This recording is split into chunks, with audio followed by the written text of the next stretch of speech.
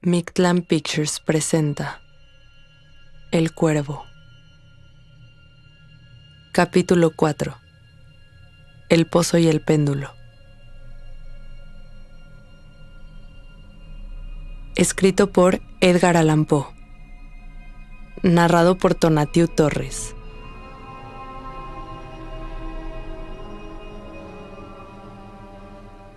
Me encontraba en muy malas condiciones, cansado hasta la muerte por tan larga agonía. Cuando al fin me desataron y logré sentarme, tuve la sensación de que los sentidos me abandonaban. La sentencia, temible sentencia de muerte, fue la última frase claramente pronunciada que conmovió mis oídos. Después, el sonido de las voces de los inquisidores pareció ahogarse en el murmullo indefinido de un sueño, que me sugirió la idea de revoluciones, tal vez porque mi imaginación lo asociaba con una rueda de molino. Esto solo duró un breve periodo, pues de pronto ya no pude escuchar nada más. Sin embargo, aún pude ver durante algún tiempo, pero con qué terrible exageración. Contemplé los labios blancos de los jueces de traje negro, más blancos que la hoja sobre la que trazo estas palabras, y delgados hasta lo grotesco, adelgazados por la intensidad de su expresión de dureza, de inmutable resolución, de riguroso menosprecio del dolor humano. Veía que el decreto de lo que para mí era el destino brotaba todavía de aquellos labios. Los vi retorcerse al pronunciar la sentencia de muerte, los vi figurar las sílabas de mi nombre y temblé porque el sonido no seguía el movimiento. Vi también, durante algunos momentos de horror delirante, la débil y casi imperceptible ondulación de las cortinas negras que revestían las paredes de la sala. Y entonces, mi vista cayó sobre los 7 grandes cirios colocados encima de la mesa. Al principio, tomaron el aspecto de la caridad y me parecieron como ángeles blancos y esbeltos que me salvarían. Pero de pronto, una náusea mortal invadió mi alma, y sentí cada fibra de mi ser estremecerse como si hubiera tocado el hilo de una pila voltaica, mientras las formas angélicas se volvían espectros diabólicos con cabezas flamígeras, y comprendí que no debía esperar ayuda de ellos. Entonces se deslizó en mi imaginación como una rica nota musical, la idea del reposo jamás turbado que debe haber en la tumba. Ese pensamiento vino lenta y furtivamente y parece que me toma un largo tiempo apreciarlo por completo. Pero en el momento mismo en que mi espíritu comenzaba a comprender claramente y abrigar esta misma idea, las figuras de los jueces se desvanecieron en la nada. Sus llamas se extinguieron enteramente y lo negro de las tinieblas sobrevino. Después, el silencio y la fúnebre quietud de la noche fueron mi universo. Estaba desvanecido. Sin embargo, no había perdido toda conciencia, o lo que me quedaba de ella. No trataré de definir esto, ni siquiera de describirlo, pero acompañado por la maldita esperanza que nunca nos abandona, alcancé a decirme que no todo estaba perdido en el más profundo sueño, ni en el delirio, ni en el desvanecimiento, ni en la muerte. No, ni aún en la tumba está perdido todo. De lo contrario, no existe inmortalidad para el hombre. Al despertarnos del más profundo sueño, desgarramos la frágil telaraña de algún ensueño y no recordamos haber soñado. Al regresar del desvanecimiento a la vida consciente hay 2 etapas. Primero, se presenta la sensación de la existencia moral y espiritual. Después llega la conciencia de la existencia física. Parece posible que si llegando a la segunda etapa pudiéramos evocar las impresiones de la primera, encontraríamos todos los elocuentes recuerdos del abismo transmundano. ¿Y qué es este abismo? ¿Cómo distinguiremos sus sombras de las de la tumba? Pero si las impresiones de lo que he denominado la primera etapa no se recuerdan enseguida, ¿no aparecen involuntariamente después de un variable intervalo y nos maravillamos al preguntarnos de dónde provienen? Aquel que no se ha desvanecido jamás no descubre extraños palacios y rostros extravagantemente familiares en las brasas ardientes. No contempla flotantes en el aire las melancólicas visiones que el vulgo no puede percibir. no medita sobre el perfume de una flor desconocida. Su cerebro no se extravía en el misterio de una melodía que hasta entonces no había llamado su atención. En medio de mis frecuentes esfuerzos por recordar y recoger algún vestigio de este estado de nada aparente en el que se había deslizado mi alma, había momentos en que soñaba que lo conseguía. Breves instantes en que conjuraba recuerdos que mi razón lúcida en una época posterior me habría asegurado que no podían relacionarse más que con este estado en el que la conciencia parece aniquilada. Recuerdo en él unas grandes figuras que me levantaban y silenciosamente me llevaban abajo, abajo, siempre más abajo, hasta que un vértigo horrible me invadió ante la idea de la infinitud del descenso. Después llegó el sentimiento de una inmovilidad repentina en todas las cosas circundantes, como si aquellos que me llevaban, un cortejo de espectros, hubieran sobrepasado en su descenso las fronteras de lo ilimitado y se hubieran detenido vencidos por la fatiga de su tarea. Enseguida, vuelvo a encontrar una sensación de insipidez y humedad, y después todo se vuelve locura, la locura de una memoria instalada en lo prohibido. Repentinamente volvieron a mi alma sonidos y movimientos de mi tumultuoso corazón, y tengo en mis oídos el ruido de su latir. Después, una pausa en la cual todo desaparece. Después, de nuevo, el sonido, el movimiento y el tacto como una sensación vibrante que penetrara mi ser. Luego la simple conciencia de mi existir, sin pensamientos, situación que duró un largo periodo. Finalmente volvieron el pensamiento y un espanto estremecedor y un intenso esfuerzo por comprender mi verdadero estado. Después, un vivo deseo de caer otra vez en la insensibilidad. Luego un brusco renacimiento del alma y una afortunada tentativa de movimiento. Y entonces, el recuerdo cabal del proceso, de los jueces, de las cortinas negras, de la sentencia, de mi debilidad y mi desvanecimiento. En cuanto a lo que siguió, solo mucho después he llegado a recordarlo vagamente. Hasta ahí yo no había abierto los ojos. Sentía que estaba acostado de espaldas sin ligaduras. Extendí la mano y cayó pesadamente sobre algo húmedo y duro. Así me quedé, esforzándome en adivinar dónde podía estar y lo que había sido de mí. Quería ver y saber, pero no me atrevía. Tenía miedo de la primera mirada sobre los objetos que me rodeaban. No era que temiese observar cosas horribles, sino que estaba aterrado ante la idea de no ver nada. A la larga, con una loca desesperación en el corazón, abrí repentinamente los ojos y mis peores pensamientos se vieron confirmados. La negrura de la eterna noche me rodeaba.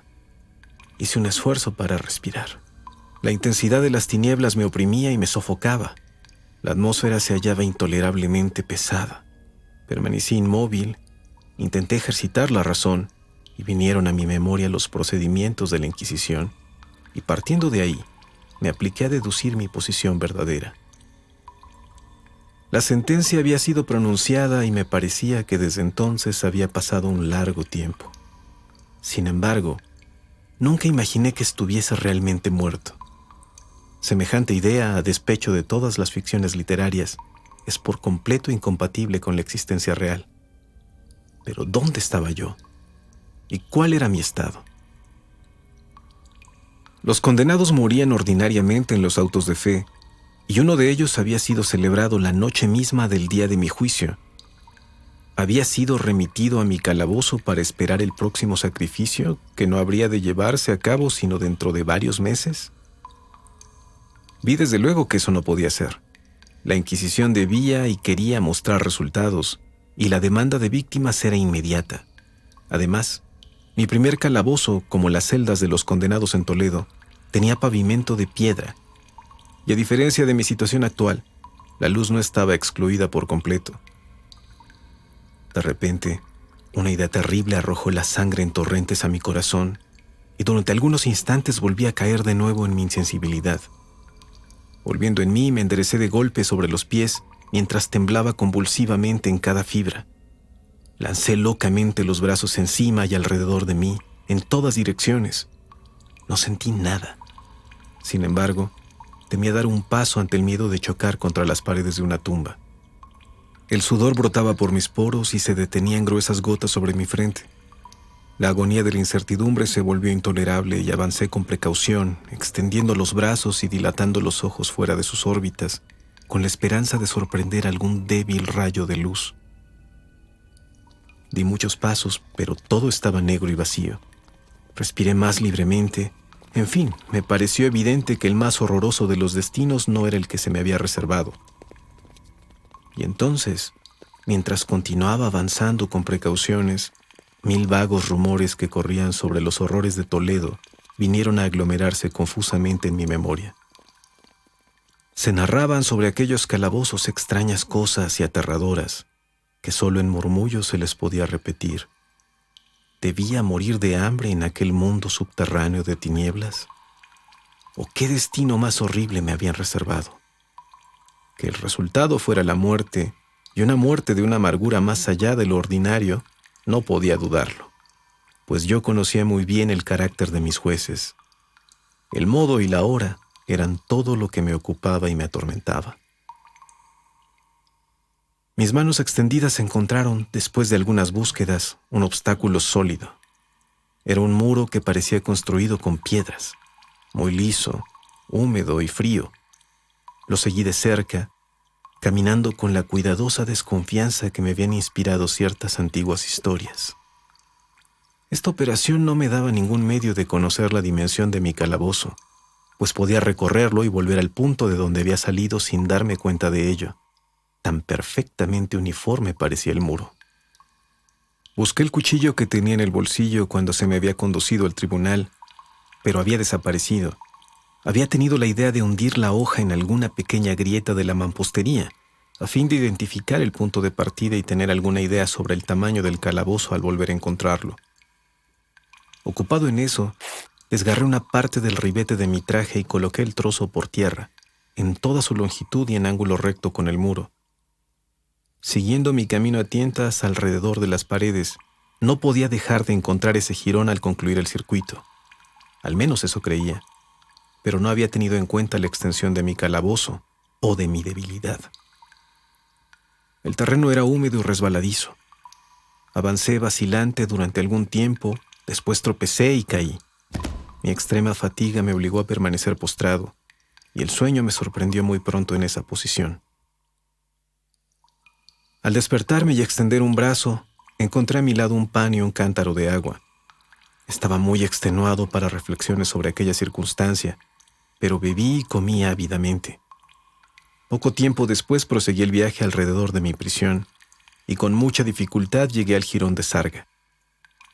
En el momento en que había caído, llevaba contados ya 52 pasos, y en la continuación de mi marcha conté todavía 48, hasta el instante en que encontré el trapo. Por consiguiente, en total eran 100, y suponiendo que 2 pasos constituyen una yarda, presumí que el calabozo tenía 50 yardas de circuito. No obstante, había encontrado muchos ángulos en el muro, y así no había manera de conjeturar la forma del lugar, pues ni siquiera podía saber con certeza que fuera una bóveda. Carecía de sentido semejante indagación y tampoco me daba ninguna esperanza, pero una vaga curiosidad me llevó a continuarla. Dejando el muro, resolví atravesar la superficie circunscrita. Avancé con una extrema precaución, pues el suelo, aunque parecía de una materia dura, resultaba traicionero por el limo. A la larga, sin embargo, tomé valor y me puse a caminar con seguridad, aplicándome a atravesar en línea tan recta como me fuera posible. Había así dado 10 o 12 pasos, poco más o menos, cuando un extremo del dobladillo desgarrado de mi traje se enroscó a mis piernas. Caminé y caí violentamente sobre mi rostro.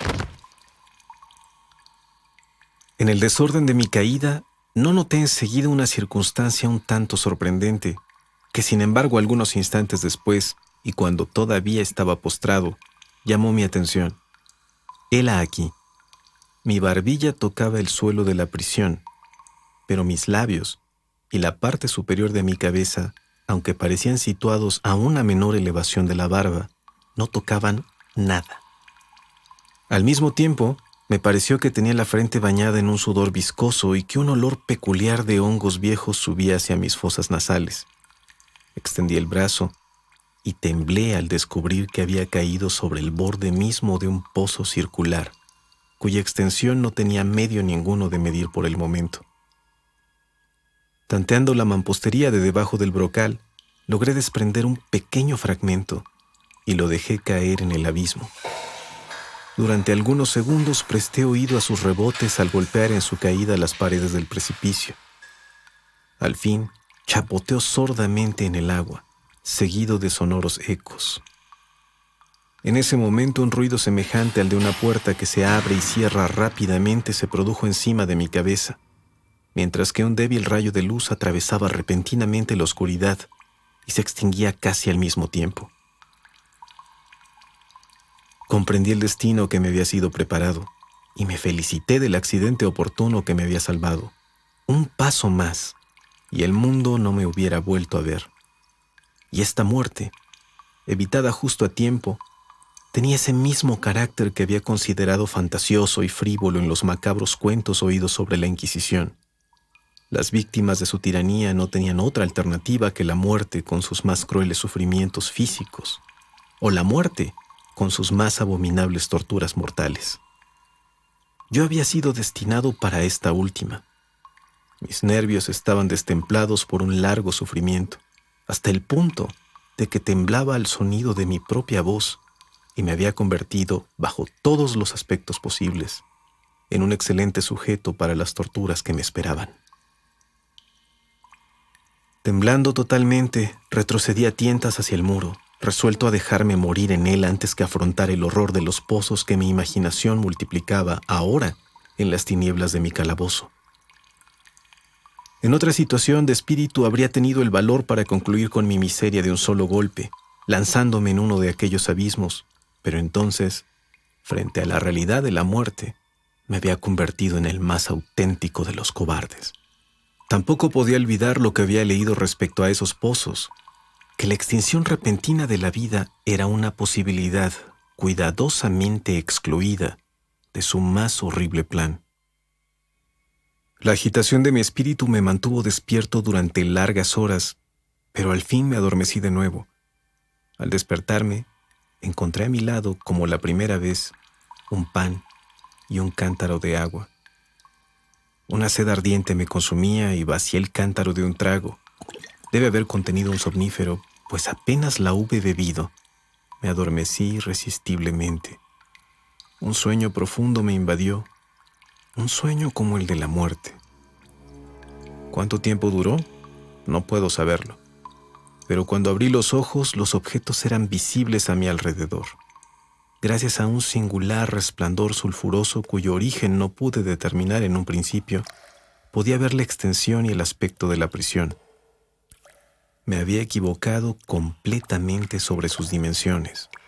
Las paredes no podían tener más de 25 yardas de circunferencia.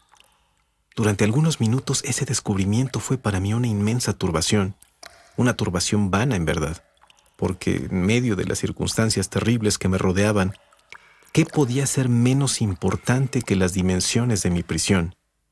Pero mi alma tomaba un interés exagerado en las pequeñeces, y me empeñé arduamente en darme cuenta del error que había cometido en mis medidas. Al fin, la verdad apareció como un relámpago. En mi primera tentativa de exploración había contado 52 pasos hasta el momento en que caí. Debía de estar entonces a 1 o 2 pasos del trozo de sarga. En realidad, había casi medido la circunferencia de la bóveda. Me dormí entonces, y al despertar me volví sobre mis pasos, suponiendo así que el circuito era el doble de lo real. La confusión de mi cerebro me había impedido notar que había empezado mi vuelta con el muro a mi izquierda y que lo acababa con el muro a mi derecha. Me había equivocado también respecto a la forma del recinto. Tanteando las paredes, había encontrado muchos ángulos y había deducido de ellos la idea de una gran irregularidad. Tan poderoso es el efecto de la oscuridad total para quien sale de un letargo o de un sueño. Esos ángulos eran simplemente ligeras depresiones o huecos a intervalos desiguales. La forma general de la prisión era un cuadrado. Lo que había tomado por mampostería parecía ahora hierro o cualquier otro metal, de placas enormes, cuyas suturas y junturas ocasionaban las depresiones. Figuras de demonios con aires amenazantes, con formas de esqueleto y otras imágenes de un horror más real, llenaban y desfiguraban los muros. Observé que los contornos de estas monstruosidades eran suficientemente claros, pero que los colores estaban difuminados y borrosos, como por el efecto de una atmósfera húmeda. También noté entonces que el pavimento era de piedra. En el centro se abría el pozo circular de cuyas fauces había escapado, pero no había más que uno solo dentro del calabozo. Vi todo eso borrosamente y no sin esfuerzo, porque mi situación física había cambiado singularmente durante mi sueño.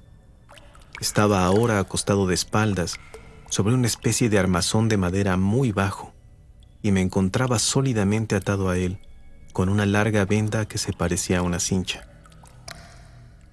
Esa venda enrollaba varias veces mis miembros y mi cuerpo, dejándome en libertad solo la cabeza y el brazo izquierdo, pero todavía me era necesario hacer un esfuerzo de lo más penoso para alcanzar el alimento contenido en un plato de barro que yacía a mi lado en el suelo.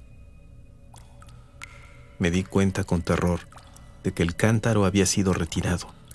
Digo con terror, pues me consumía una sed intolerable. Me pareció que entraba en el plan de mis verdugos estimular esta sed, pues la carne en el plato estaba cruelmente sazonada. Levanté los ojos y examiné el techo de mi prisión.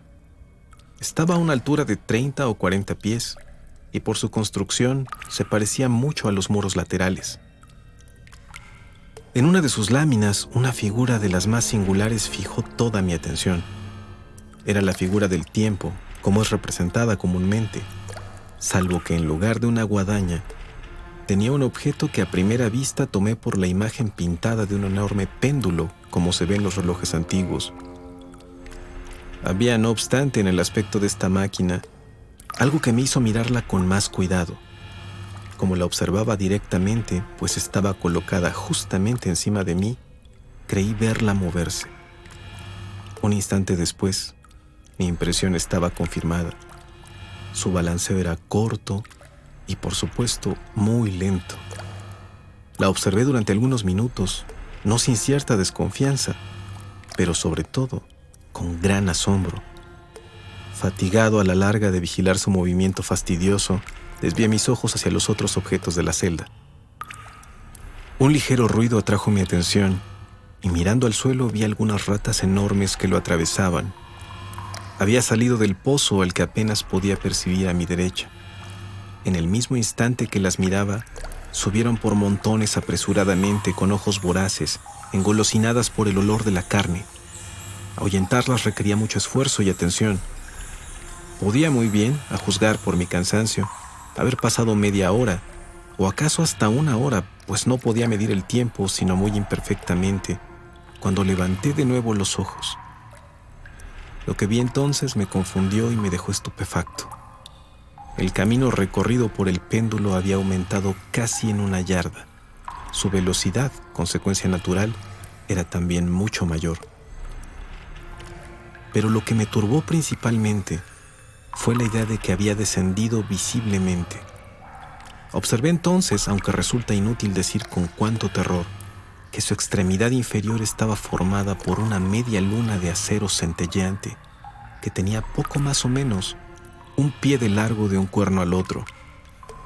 Los cuernos dirigidos para arriba y el corte inferior evidentemente afilado como el de una navaja de rasurar, se veía pesado y macizo.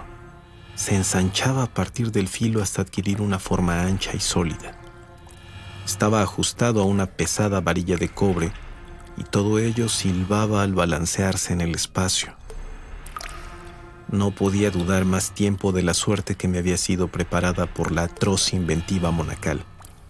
Mi descubrimiento del pozo había sido advertido por los agentes de la Inquisición. El pozo, cuyos horrores habían sido reservados para un herético tan temerario como yo, el pozo, figura del infierno según los rumores, era la última thule de todos sus castigos. Había evitado la caída por el más fortuito de los accidentes y sabía que el arte de hacer del suplicio una trampa y una sorpresa formaba una rama importante de todas las grotescas y perversas muertes que se daban en los calabozos. Ahora bien, habiéndose frustrado mi caída, no entraba ya en el plan demoníaco el precipitarme en el abismo. Estaba, pues, consagrado, y esta vez sin alternativa posible, a una destrucción diferente y más dulce. Más dulce. He sonreído casi en mi agonía pensando en la singular aplicación que hacía de semejante palabra. De nada sirve narrar las largas horas de horror, peor que mortales, durante las cuales conté las oscilaciones vibrantes del acero, pulgada por pulgada, línea por línea, operaba un descenso gradual y solamente apreciable a intervalos que me parecían siglos, y siempre descendía, abajo, siempre más abajo.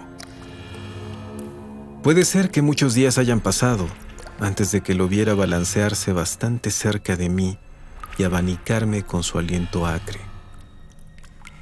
El olor del acero afilado se introducía en mis fosas nasales. Fatigaba al cielo con mi súplica para que hiciera descender el acero más rápidamente.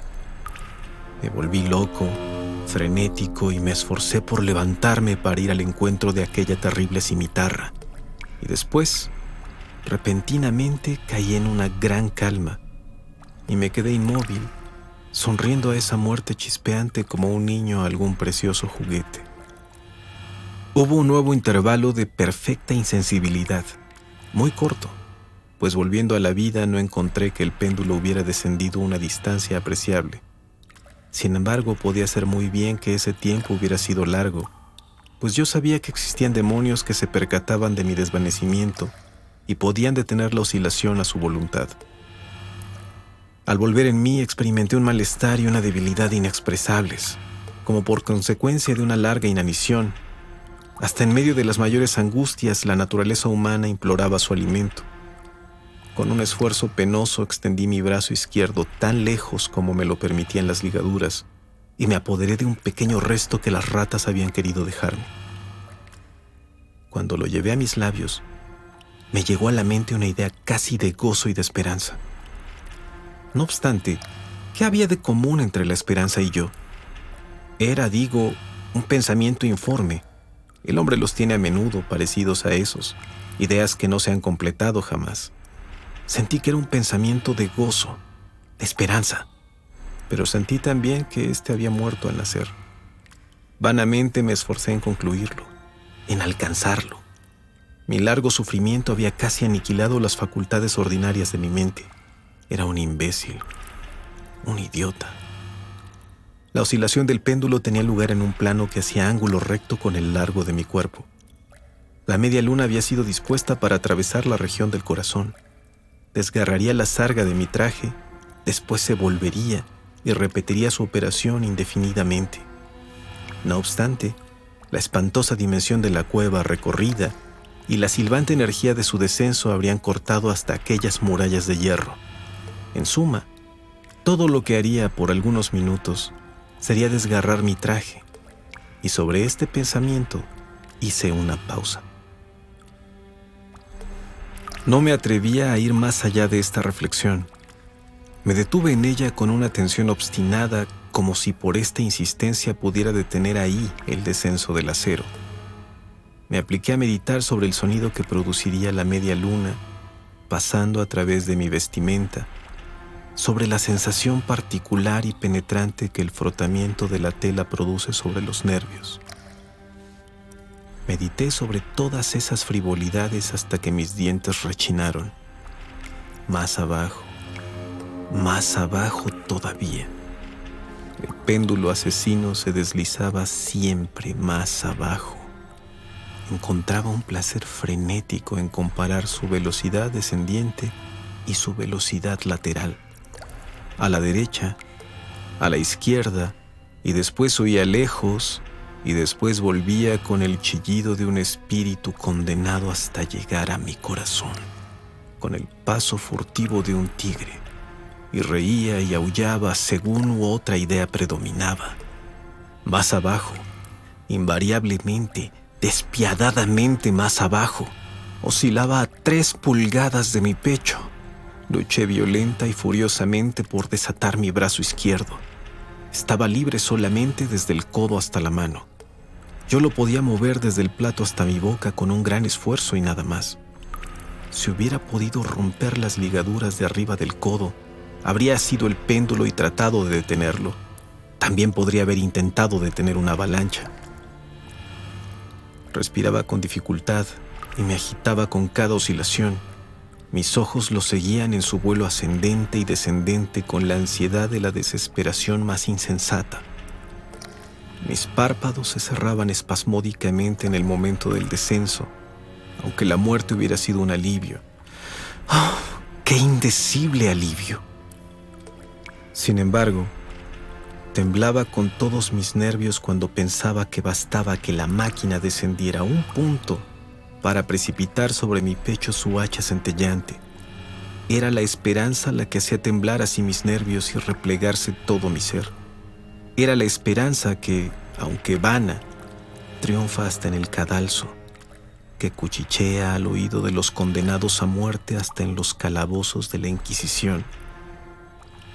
10 o 12 oscilaciones más pondrían al acero en contacto inmediato con mi vestido. Con esta observación, entró en mi espíritu la calma aguda y condensada de la desesperación. Por primera vez en muchas horas, en días acaso, me di cuenta de que la venda o cincha que rodeaba mi cuerpo era de una sola pieza, y de que la primera mordedura de la navaja en una parte cualquiera de la cincha debía cortarla suficientemente para permitirme, con la mano izquierda, desenrollarla alrededor de mí.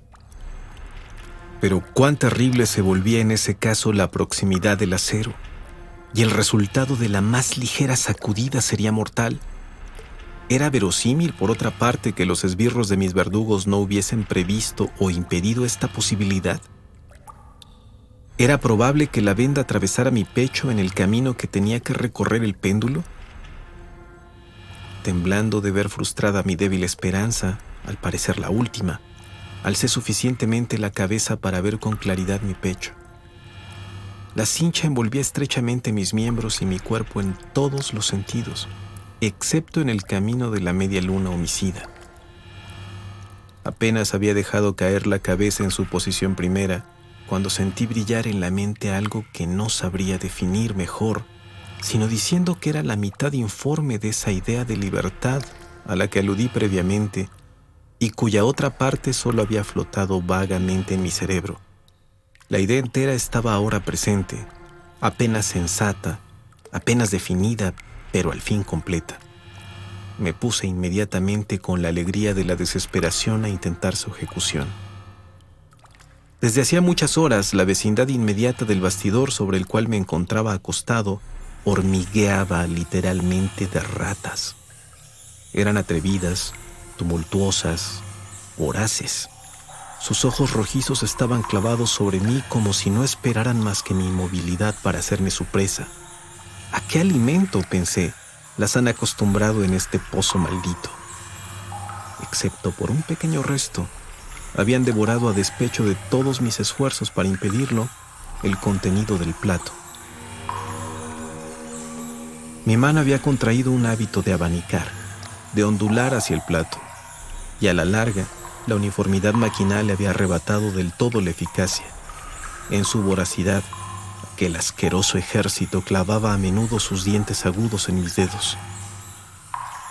Con las migajas de la vianda aceitosa y espesa que sobraba, froté cabalmente la venda donde quiera que pude alcanzarla.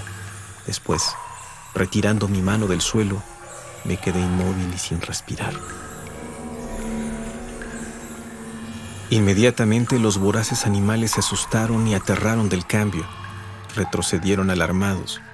Muchos se dirigieron al pozo, pero no duró más que un momento. No había contado con su voracidad. Observando que me quedaba sin movimiento, 1 o 2 de los más atrevidos treparon sobre el bastidor y olfatearon la cincha. Esto parecía la señal para una invasión general. Tropas frescas se precipitaron desde el pozo, Se colgaron de la madera, la escalaron y saltaron por montones sobre mi cuerpo. El movimiento regular del péndulo no los turbaba en absoluto. Evitaban su paso y trabajaban activamente sobre la venda untada. Se apresuraban, hormigueaban y se agolpaban incesantemente sobre mí. Se enroscaban sobre mi garganta. Sus labios fríos buscaban los míos. Estaba medio sofocado por su peso múltiple. Un asco que no tiene nombre en el mundo hinchaba mi pecho y helaba mi corazón como un horroroso vómito. Un minuto más, y sentía que la horrible operación estaría concluida. Con claridad percibía que la venda se aflojaba. Sabía que ya debía estar cortada en más de un lugar. Con una resolución sobrehumana, permanecí inmóvil. No me había equivocado en mis cálculos. No había sufrido en vano. Estaba libre y a punto de morir. La cincha pendía en jirones alrededor de mi cuerpo, pero el movimiento del péndulo atacaba ya mi pecho. Había atravesado la sarga de mi traje e incluso cortado la camisa. Hizo todavía 2 oscilaciones y una sensación de dolor agudo atravesó todos mis nervios. Pero el momento de mi escape había llegado. Con un movimiento tranquilo y resuelto, prudente y oblicuo, lentamente y acurrucándome, me deslicé fuera de la venda y de los ataques de la cimitarra. Por el momento, al menos, estaba libre. Libre, y en las garras de la Inquisición. Había salido apenas de mi lecho de horror. Había dado algunos pasos sobre el pavimento de la prisión, cuando el movimiento de la infernal máquina cesó, y la vi atraída por una fuerza que llenó de desesperación mi corazón. Todos mis movimientos eran espiados. Libre. ¡Qué sarcasmo! Había escapado a la muerte bajo una especie de agonía, solo para ser víctima de la muerte bajo alguna otra forma. Con este pensamiento hice girar mis ojos convulsivamente sobre las paredes de hierro que me rodeaban. Algo singular, un cambio que desde luego no pude apreciar claramente, se había producido en el cuarto. Era evidente. Durante algunos minutos de una abstracción llena de sueños y temblores, me perdí en vanas e incoherentes conjeturas. Luego me percaté por primera vez del origen de la luz sulfurosa que alumbraba la celda. Provenía de una hendidura como de media pulgada de ancho que se extendía alrededor de la prisión en la base de los muros, que parecían así, y estaban en efecto completamente separados del suelo. Traté, pero en vano, de mirar por esa abertura. Cuando me levantaba tras el intento, el misterio de la alteración del cuarto se reveló en el acto a mi inteligencia. Había observado que aunque los contornos de las figuras murales fuesen suficientemente claros, los colores parecían borrosos e indecisos. Esos colores se adquirían y estaban momentáneamente adquiriendo un brillo sorprendente y muy intenso, que daba a aquellas imágenes fantásticas y diabólicas un aspecto que habría hecho estremecer nervios más sólidos que los míos. Ojos de demonio de una vivacidad feroz y siniestra estaban clavados sobre mí desde 1000 sitios, donde anteriormente no sospechaba que hubiera ninguno, y brillaban con el resplandor lúgubre de un fuego que yo deseaba, pero en vano, mirar como imaginario. Imaginario. Me bastaba respirar para que llegara a mi nariz el vapor del hierro caliente. Un olor sofocante se derramaba en la prisión. Un fulgor más profundo se fijaba cada instante en los ojos clavados sobre mi agonía. Un tinte más rico de rojo se difundía sobre aquellas horribles pinturas de sangre. Estaba jadeante. Respiraba con esfuerzo. No había que dudar del designio de mis verdugos. Oh, los más despiadados. Los más demoníacos de los hombres. Retrocedí lejos del metal ardiente hacia el centro del calabozo. Frente a esta destrucción por el fuego, la idea de la frescura del pozo sorprendió a mi alma como un bálsamo. Me precipité hacia sus bordes mortales. Dirigí la mirada hacia el fondo. El brillo de la bóveda inflamada iluminaba sus más secretas cavidades. Sin embargo, durante un instante de extravío, mi espíritu se rehusó a comprender el significado de lo que veía. Al fin entró en mi alma por la fuerza. Luchó por entrar a ella. Se imprimió con fuego sobre mi razón temblorosa. Oh, todos los horrores, excepto ese. Con un chillido me separé de la orilla y ocultando el rostro entre mis manos lloré amargamente. El calor aumentaba rápidamente y una vez todavía levanté los ojos temblando como en un acceso de fiebre. Un segundo cambio había tenido lugar en la celda. Ahora este cambio era evidentemente en la forma. Como la primera vez, fue en vano que buscara apreciar o comprender lo que sucedía, pero no se me dejó mucho tiempo en la duda. La venganza de la Inquisición era apresurada ante mis 2 escapatorias y ya no habría más juegos para mí. El cuarto había sido cuadrado. Me percaté de que 2 de sus ángulos de hierro eran ahora agudos, 2 consecuentemente obtusos. El terrible contraste aumentaba rápidamente con un murmullo y un gemido sordo. En un instante, el cuarto había cambiado su forma en la de un rombo, pero la transformación no se detuvo ahí. No tenía la esperanza ni deseaba que se detuviera. Yo habría abrazado los muros rojos contra mi pecho, como un vestido de eterna paz. La muerte, me dije. No importa cuál muerte excepto la del pozo. Insensato. ¿Cómo no había comprendido que el objeto de los hierros ardientes era que me precipitara al pozo? ¿Podía resistir su ardor? Y si lo resistiese, ¿podía permanecer firme ante su presión?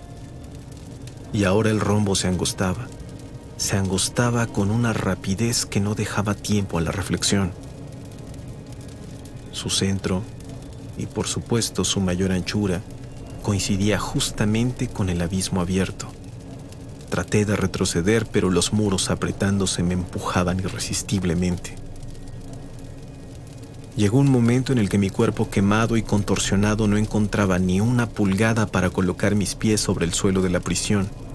No luché más, pero la agonía de mi alma se expresó en un fuerte y largo grito de desesperación. Decidido a lanzarme y morir en el pozo, sentí que vacilaba sobre el borde. Desvié los ojos. Escuché un ruido discordante de voces humanas. Resonó el clamor de múltiples trompetas.